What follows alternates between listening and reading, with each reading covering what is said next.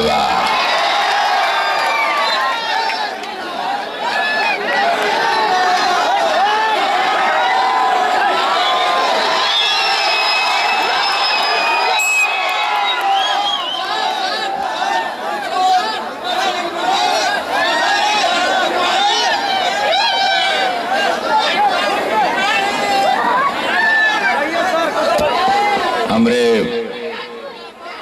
हमनी के देश के सबसे बड़ प्रधानमंत्री जी के सबसे बड़ नेता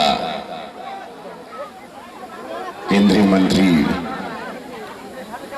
हम चाहे धर्मेंद्र प्रधान जी खातिर एगो गड़गड़ा के ताली। ये हमनी के नेताजी वाड़न वो कहलन की मधुबनी भोजपुरी बोले कि हिंदी बोले, ये कहलन की मधुबनी जाना है और रवि किशन को लेके जाना है। तो आज हम आईनी एजा भैया खातिर भैया लिए ना कहें कि मधुबनी के पावन धरती के गोड़ छू के पड़ा। और एगो बात कहा, बड़ा नीक लागेला बलम जी के कुल माई लोग वहां पेड़ के नीचे हैं, बहनी लोग बेटी लोग सब लोगन के प्रणाम, बाबा लोगन के बच्चा लोगन के गोड़ छू के प्रणाम करी छी, सबके प्रणाम, सबके प्रणाम। और ये हजारों के भीड़ में जौन लोग आयल बा वही खातिर आयल बाटे। ये सबका नाम हम बोलब तो बहुत टाइम हो जाई हो, हम सबका नाम ना बोलब। मंत्री जी आ जाइए, जा खड़ा हो जाइए। मंत्री जी के देख लें सब लोग, मंत्री जी के जितावे के बाद दोनों हाथ उठा के आशीर्वाद दे दें मंत्री जी के। हमारे मंत्री जी का अगर कहवा, अगर हमारी मधुबनी के भगवदेव तुल जनता कही तो हम एगो जीत का माला पहना दें का, जीत का माला पहना दें। ए माई बोल रहे तू, जीत का माला पहना दें। चला हो दोनों हाथ, नमः पार्वती पते हारा हारा मां। बस हमरे साथ राधा मोहन सिंह जी ना आइलन तो हमरे साथ भैया वाड़न, पाठक जी वाड़न, और यह कहा कि भैया हो शशि मणि जी वाड़न हमारे साथ हैं। बहुत कम समय में हम कहें कि हमारे पास बहुत सारा सभा बा जाए के बाटे, इतना कहा कि भैया हो मैथिली में भी बोला, भैया हो मैथिली में भी बोला, भोजपुरी में भी बोला। तेजस्वी यादव जी कोरोना काल में कहां थे, कौने जगह रहला जब हमारे प्रधानमंत्री 80 करोड़ गरीब जनता लोगन के अनाज मुफ्त में बटलन? कहां रहला जब छठ माई तक हमारे प्रधानमंत्री यशस्वी श्री नरेंद्र मोदी जी बोले छठ माई के बाद तक 80 करोड़ जनता के मुफ्त में अनाज मिली, हमारे मोदी जी खातिर जोरदार ताली। अरे कहां मिली है ऐसे मोदी जी, ऐसा त्यागी कहां मिले, निस्वार्थ त्यागी एक मसीहा जन 2014 में आके कहा ताड़न हमारी माई बहन बेटी खातिर शौचालय चाहिए, हमारे माई बहन बेटी खातिर घर का इज्जत खेत खलियान में ना चाहिए, माई बहन बेटी खातिर सिलेंडर चाहिए। के कही कि भैया 5 लाख रुपया हमरे गरीब गुरबा लोगन के इलाज खातिर दे, ये बाड़न हमरे मोदी जी। सड़किया के जाल बिछा देलन हो, नीतीश बाबू जी के साथे बाड़न, नीतीश बाबू वो बाड़न, नीतीश कुमार जी वो मुख्यमंत्री बाड़न हो कि 15 साल पहले लालटेन का अंधेरा रहे यह मधुबनी में, 15 साल पहले अपराध। अच्छा एगो बात बताओ, जंगल राज का युवराज का नाम बा का नाम बाटे हो? जंगल राज के युवराज का नाम का बा? जंगल राज के युवराज का नाम बा? वाह, ये सब नाम सुन ला, यह अपराध को खत्म करना है। और सुन लो गुंडा लोग, मधुबनी में अपराध अब खत्म होगा।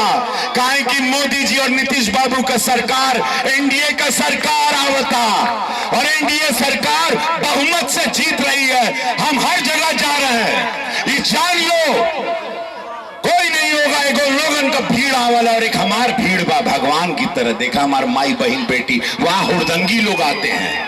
वो हुड़दंगी अगर ये लोग जीत गए, अगर वो लालटेन की पार्टी जीत गई तो सोच लिया हुड़दंग हुई बिहार में। राइफल चली, गोली चली, छिनैती हुई, डकैती हुई, छिनैती हुई, डकैती हुई, अंधेरा हुई, बिजली चल जाई, सड़क उजड़ जाई। माई बहन बेटी लोग घर से बाहर ना निकल पली है जैसे पहले होत रहे। माई बहन लोग घरे में ढुकल रहते रही। अपहरण होता था, किडनैपिंग होती थी, फिरौती होती थी। 15 साल पहले अपने माई बाबू से पूछ लिया, जितना लड़का लोग बाड़ा ना भाई, नौजवान लोग पूछिए कि भैया 15 साल पहले का बिहार कहाँ रहे। कहें कि अभी कितना लोग नया वोटर है, ऐसा बहुत सारा नया वोटर बाड़ा ना मालूम बाटे। अभी सब कुछ हरियर लौकता, जो हरियर हरियर बा ना बाबू, एकरे पीछे बहुत दर्द बाटे। जब हम इजा शूटिंग करे आते रही, पंडित जी बताएंगे ब्याह कब हुई, तेरा बड़ा सताला, तो हमके लोग कहते रहे कि हीरोइनिया के छिपा देना तो कर किडनैप हो जाए। तो वो बिहार चाहिए कि हमरे मंत्री जी जैसे एगो सज्जन आदमी, को ईमानदार आदमी चाहिए। हमरे मंत्री जी जैसे एगो सज्जन आदमी, ईमानदार आदमी चाहिए। मंत्री जी के जितैया ऐसा सज्जन आदमी ना मिलियन हो। हमारे यशस्वी प्रधानमंत्री जी नीतीश बाबू बोलन की जा मधुबनी, तो धर्मेंद्र प्रधान जी जैसा बड़ केंद्रीय नेता के लेके ऐसा हेलीकॉप्टर से ही मधुबनी की जनता के कोर छू के हमार प्रणाम बा कि भैया हो, माई हो, बाबू हो, भूल से गलती मत करिया। चुनाव बटन का नंबर का बाटे 3, चुनाव नंबर बटन बाटे 3, और चुनाव चिन्ह बाटे, हम थोड़ा ऊंचा सुनीला हो, चुनाव बटन नंबर बा 3, चुनाव चिन्ह बा अनाज के देलेस हो। जोर से बोला, अनाज के देलेस, शौचालय के देलेस, 5 लाख रुपया दवाई खातिर के देता, माई बहन खातिर प्रधानमंत्री आवास के देता, तो कुल मोदी देता रन। तो ये आरजेडी और माले बिचवा में का करता? ये माले विध्वंसधारी पार्टी है, ये लोग विध्वंस किए हम माले लोग। आरजेडी और हमारे सुशांत सिंह राजपूत की जानत आड़ा, सुशांत सिंह राजपूत का मौत हो गई। हमारे बिहार का लड़का मधुबनी में ओके प्यार करेलन जैसे हमके, लेकिन एफआईआर बंबई में दर्ज ना भइल। मुंबई जेकरा के कहना काहे, कांग्रेस के पार्टी में एफआईआर दर्ज होता है। हमारे बिहार का 33 साल के लड़का का बिहार में, कहें कि मोदी जी नीतीश बाबू का सरकार बा, बंबई में ना होता। लोगन का पार्टी बा, आरजेडी माले कांग्रेस, आरजेडी माले कांग्रेस, ये कौन संगम बा? लूट करोगे, खसोट करोगे, बर्बाद करोगे, अंधेरे में ले जाओगे, और सुशांत सिंह कितने मारोगे? बहुत ध्यान से सोचिए, चुनाव बहुत महत्वपूर्ण चुनाव बा। हाथ जोड़ के हमार निहोरा बा सब लोगन से, हाथ जोड़ के गलती मत करिए भैया हो, मत फंसिया। 10 लाख नौकरी कहीं से नहीं मिलेगी। 10 लाख नौकरी तब मिलेगा जहां सुशासन होता है, तब फैक्ट्री लगती है। भोजपुरी फिल्म सिटी लगी, मगही फिल्म सिटी लगी, मैथिली फिल्म सिटी लगी, तब रोजगार मिली, और फिर करोड़ों लाखों रवि किशन पैदा होंगे। सुशासन होता है वहां रोजगार होता है। नीतीश जी के साथ देखला कि सड़क से लेके एक ऑर्गेनाइज, एक रोड मैप है, एक रोड मैप, क्योंकि हमारे प्रधानमंत्री के पास देश का रोड मैप है, एक विचार है, एक सनातन धर्म का विचार है। आज राम मंदिर हम गोरखपुर गोरक्षनाथ बाबा की धरती से आवतनी। आज हमारे प्रभु उत्तर प्रदेश मुखिया योगी महाराज जी और हमारे यशस्वी प्रधानमंत्री नरेंद्र मोदी जी के काल में हम जीते जी हमारे प्रभु राम का मंदिर देखा हो। बोला प्रेम से जय श्री राम। लगे क्या चाहिए पाकिस्तान के कुकुर बना देलन हमारे प्रधानमंत्री, वो चाइना के जूता के नीचे रख के रगड़ देला। लगे के चाहिए। बोला जय श्री राम। सोचा जीते मोक्ष मिल गई, हमारे भगवान का मंदिर बनाता। 500 साल मेरे भगवान बेघर रहे। धन्यवाद यशस्वी प्रधानमंत्री नरेंद्र मोदी जी। धन्यवाद सनातन धर्म और उस साधु संत कार सेवक और आरएसएस। हम धन्यवाद देम सबके हो। बस यह काम का बाबू बड़ा नीक लागेला बलम जी के बोलिया। हमार माई लोग बड़े बड़े रोजा बाड़ी। बस यह कब जितना भी बहन बेटी बच्चा लोग की भैया हो गाना गाए पूरा रात। अरे हम तो भीड़ कहे को गरीब लड़का रहे हो। हमरे बाबू पुजारी रहलन, मिट्टी के घर से हमके सुपरस्टार बना दिले। देवतुल जनता हमके सांसद बना। हमारे का औकात रहे। हम धन्यवाद देव हम ये देवतुल जनता के। और यही जनता हमारे मंत्री जी के विधायक बनाई। यह जनता नीतीश बाबू एनडीए के सरकार यशस्वी प्रधानमंत्री जी के सर्व आशीर्वाद से बनी। एक ऐसा सरकार जहां अंधेरा नहीं हुई कबो, जहां अपराध ना हुई, जहां छिनैती डकैती ना हुई, बच्चा लोगों के रोजगार मिली, फिल्म सिटी लगी। ऐसा सब कुछ हुई। आज गोरखपुर में हम करत है फिल्म सिटी, आज उत्तर प्रदेश में बना था। वह लड़ाई हम जो पार्लियामेंट में ड्रग्स के खिलाफ लड़े, हमार विरोध भाई।